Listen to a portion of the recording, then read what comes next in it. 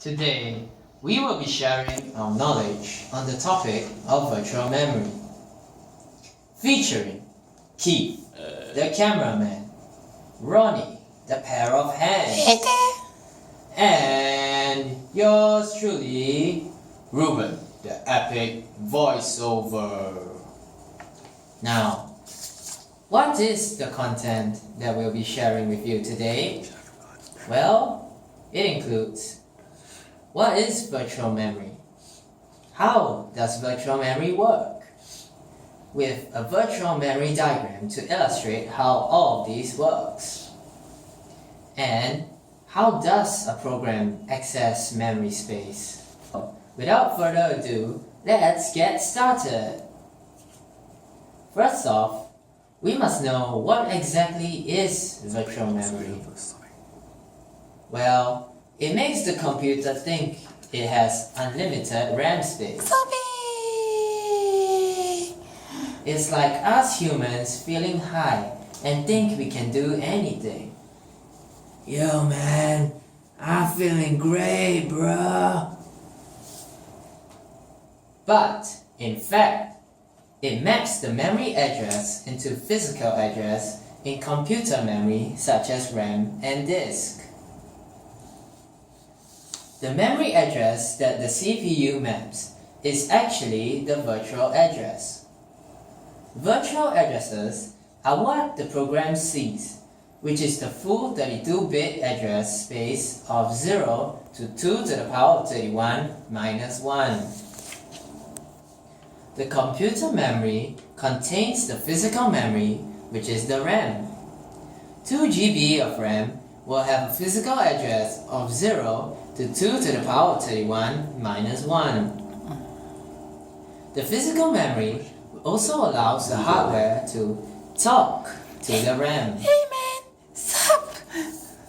With more RAM, the overall performance will be improved as well. How is the virtual memory mapped to physical memory? The main storage seen by a process or task appears as a collection of contiguous segments. But in fact, the OS manages with the aid of the address translation hardware in the CPU known as the Memory Management Unit. It manages the virtual address spaces and the assignment of real memory to virtual memory as well. It also automatically translates virtual memory to physical memory too. Where should I assign these blocks? The virtual memory is mapped out as shown. If there is insufficient space in the physical memory, it is sent to the disk instead. So, how does the program access the memory space? The program executes a load specifying virtual address 1000 with an offset of 50. The processor will then access virtual address 1000. The computer will then translate the address using the paging table. The physical address that is found in the page is 3. The offset from the virtual memory is brought over to the physical address. It then goes to the physical memory to locate that address. The offset of the physical address gives the range of where the data could be found if the data isn't found at the specified address. If the data is not in the physical memory, it goes into the disk and loads it into memory, and then the paging table is updated to that address. Once the data is found, it returns back to the program with the data. In conclusion,